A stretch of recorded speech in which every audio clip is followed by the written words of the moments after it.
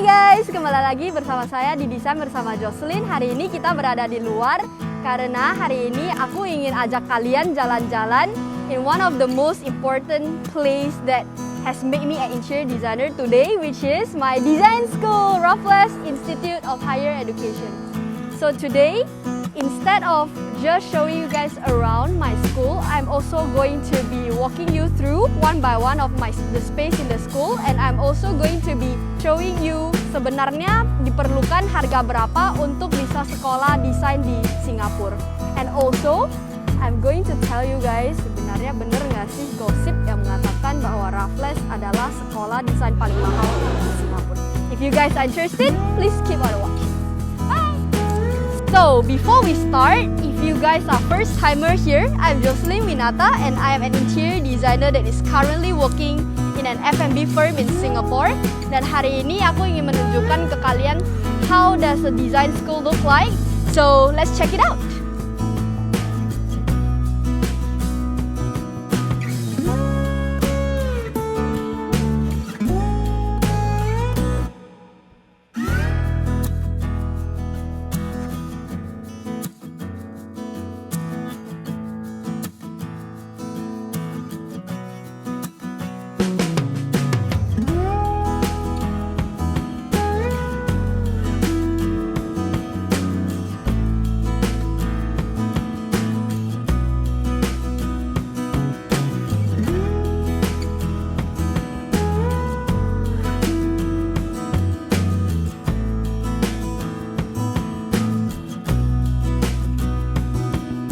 We are here, Raffles Education Square. Penasaran gimana di dalamnya? Let's check it out.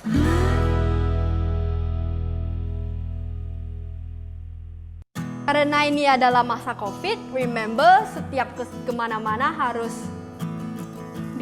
di-check-in dulu.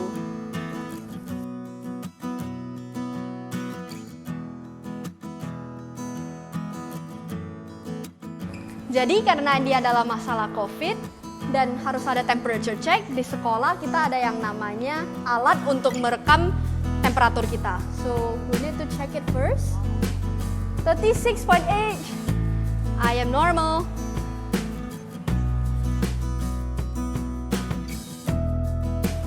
Jadi ini adalah hall kita.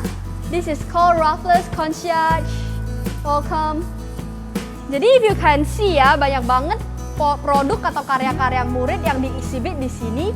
Biasanya ini adalah karya murid yang udah graduate. So if you can see from here, setiap 6 bulan mereka bakalan ganti temanya. Dan juga mereka akan ganti graduating student, karya-karyanya gimana. Let's check it out. Jadi di Raffles sendiri kita memiliki banyak sekali major. We have this, which is a jewelry design.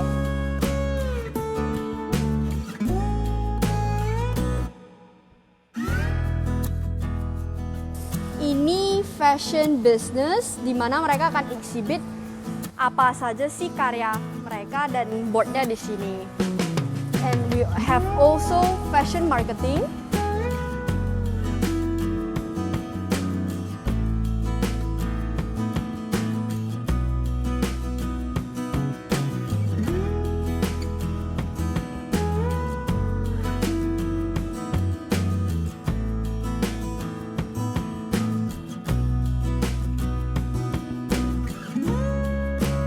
Have product design here. Oh my god, look at this dinosaur. Oh, bisa di itu, bisa di. Then we have this, all this karya dari murid-murid kita. So if you guys wanna know jurusan-jurusan apa aja sih yang ada di Raffles Singapura dan Raffles Institute of Higher Education, link is down below. You can check it out.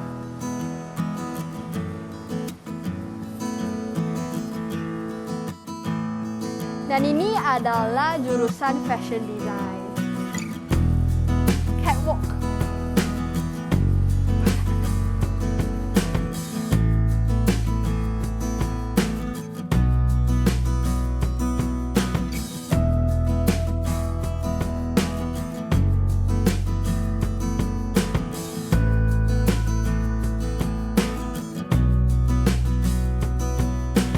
Jadi Jadi biasanya di hari-hari biasa, if somebody is interested in our school, bisa saja datang ke sini dan we can take all this pamphlet dan bisa tanya-tanya juga. Jadi di Raffles sendiri kita memiliki 19 cabang di seluruh dunia dan berada di 12 negara-negara lain. Salah satunya adalah di Indonesia.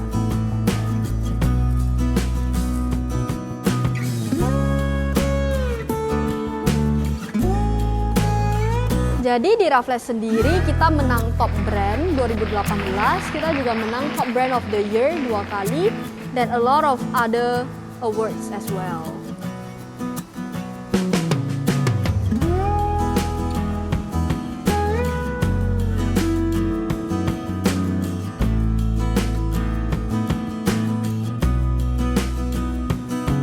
Jadi sekarang kita akan jalan ke tempat student service. Let's check it out.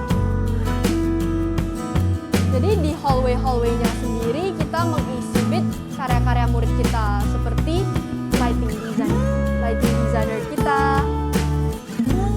dan ignite our creativity. Ini aku yang warna emas.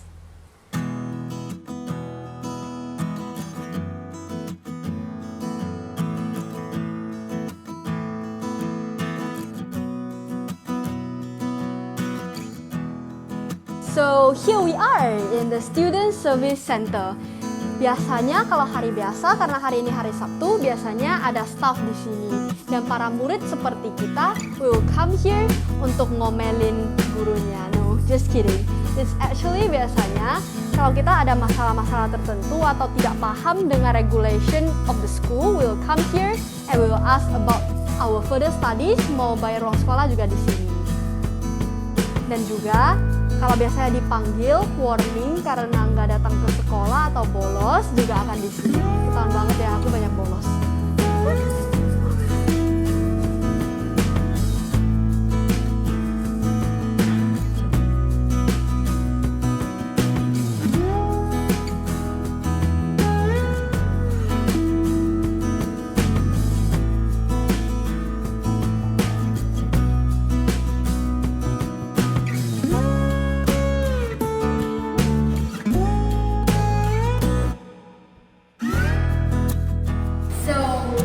The conference room di sini merupakan tempat di mana biasanya kalau ada seminar, they will come here and we can have a talk.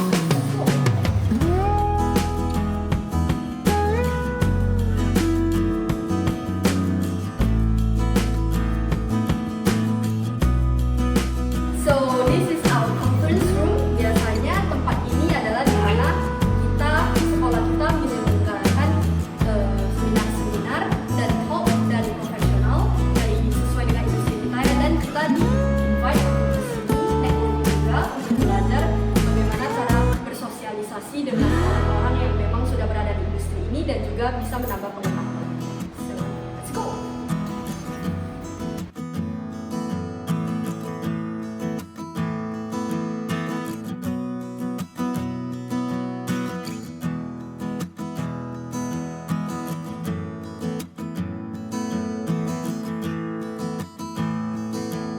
Jadi actually in our school setiap story-nya, setiap lantainya itu belongs to different department. Jadi di story kedua itu merupakan untuk fashion design, dan kita ada basement juga, basement 1 dan basement 2 itu biasa untuk visual design, game design. Jadi biasanya how it works adalah setiap kelas itu beda-beda fungsinya. So sometimes I can go to the second floor based on my schedule. Dan untuk interior design biasanya di level 3. Let's go!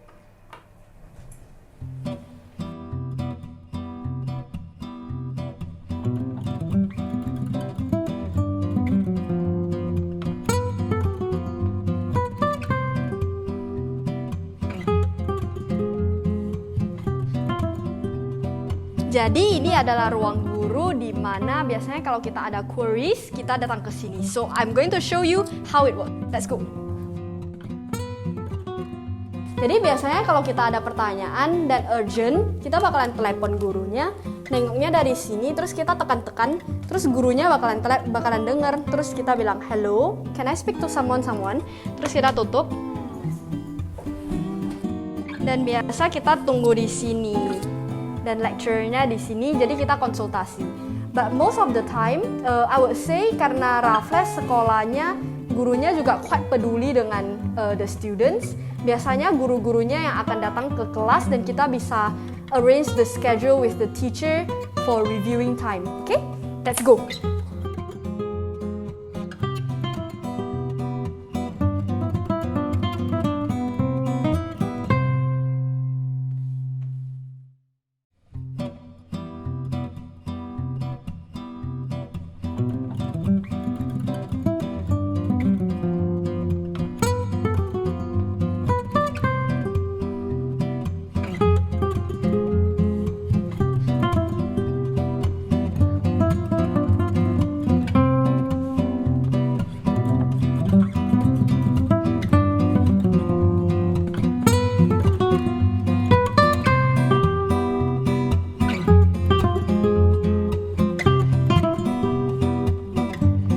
Jadi, if you guys pay attention to the school, the ceiling is an open ceiling di mana mereka nggak tutupin plafon.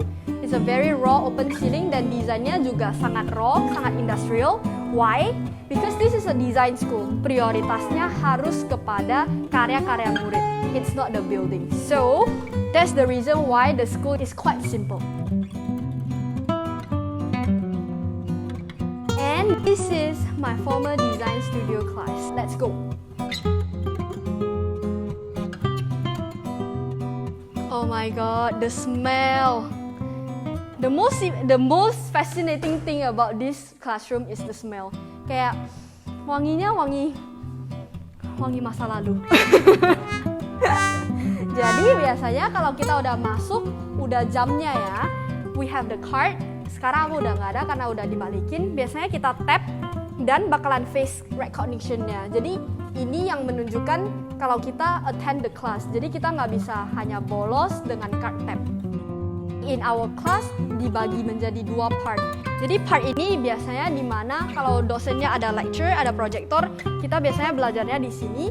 Dan di meja belakang ini, if you guys notice kenapa dibuat seperti ini dan banyak banget scratch-nya, adalah sebagai seorang murid interior design, biasanya kita banyak sekali memiliki kegiatan yang namanya model making. Jadi, kalau misalnya kita dosennya udah selesai bicara, kita bisa move around. Oke, jadi pengalaman saya ini bukan hanya berperan sebagai our model making table, tetapi biasanya kita juga memiliki apa yang namanya discussion. Jadi biasanya dosennya duduk di sini dan semua student will be here. Dan kita akan menunjukkan karya kita dan kita akan kritik bersama. Jadi kalau misalnya ada presentasi pun, ini adalah the bulletin board di mana kita akan put our board here dan kita bisa presentasi dan teman-teman kita duduknya di sini. So, I'm going to show you guys what a material library looks like. Let's go. Wah. Jadi biasanya how material library works adalah sebagai seorang interior designer, murid interior designer, kita biasanya di masa conceptualization, kita biasanya diberikan waktu untuk mencari material-material untuk konsep kita juga. Seperti in this area kita ada koleksi stone, kita ada koleksi laminate, plastik, kita ada koleksi keramik.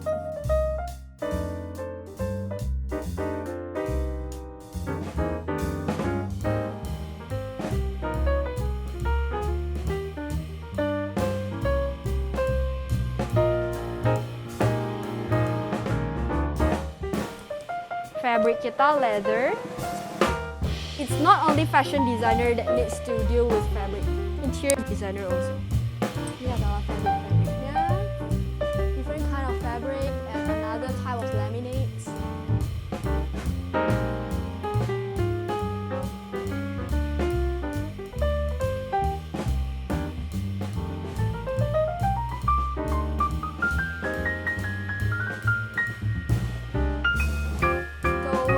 Library ini merupakan library kita. Biasanya karena hari ini hari Sabtu, biasanya ada librarian di sini. Jadi dengan card kita yang seperti itu kita bisa tap dan kita bisa masuk, kita open the door dan kita masuk ke sini. Biasanya kita bisa capcus langsung ke dalam.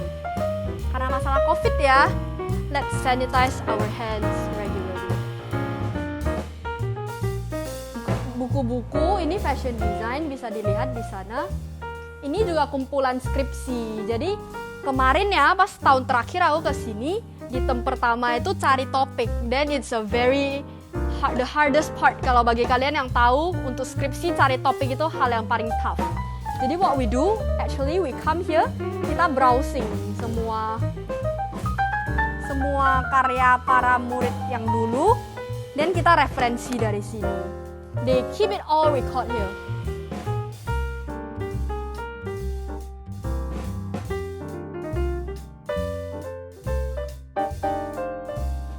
Jadi biasanya ya, especially kalau kalian tahun terakhir dan skripsi, biasanya we need to read a lot of books yang tergantung dari topik kita sendiri.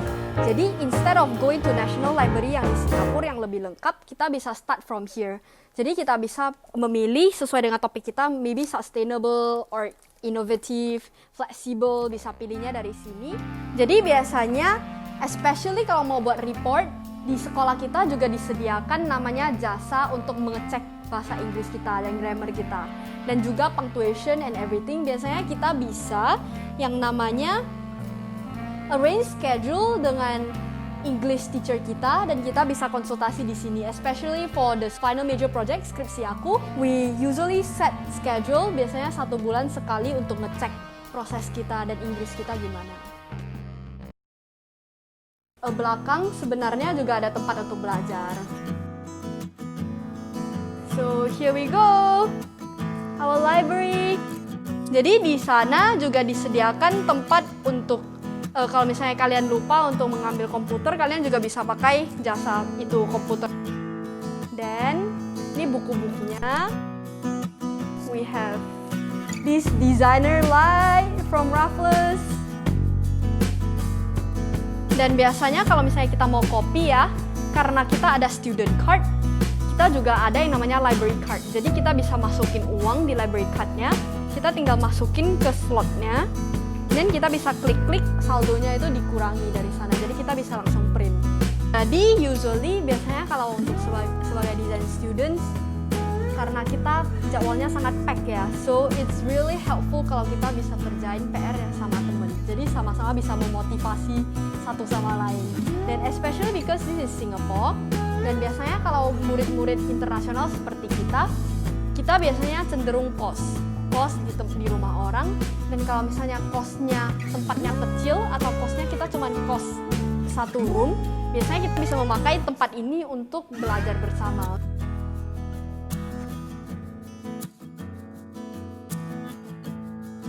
Dan ada pintu untuk langsung keluar ke hallway lagi. This is the hallway, di mana biasanya kita bisa duduk-duduk juga untuk nunggu jemputan or nunggu teman and so on. Oke, so ini adalah tempat 3D printing kita. Biasanya kalau misalnya product design atau interior design mau buat maket, kita juga ada sediain yang namanya 3D printing. Jadi biasanya how it works adalah semua ruangan di sini kita perlu tap card dan ada face recognition-nya. Jadi bukan sembarang orang bisa masuk ke sekolah kita. Tetapi untuk bagian concierge atau lobby itu is for public. So I'm going to show you guys around to the lounge area. Let's go.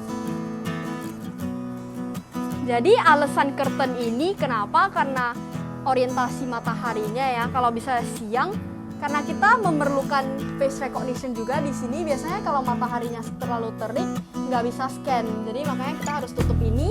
Kita tap card, face recognition, biasanya tip baru bisa buka. Karena ini security-nya udah bukain, let's go.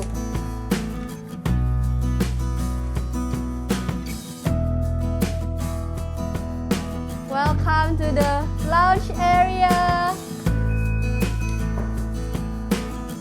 Biasanya ini kan mereka ada house party gitu. This is the condition before circuit breaker, before this COVID.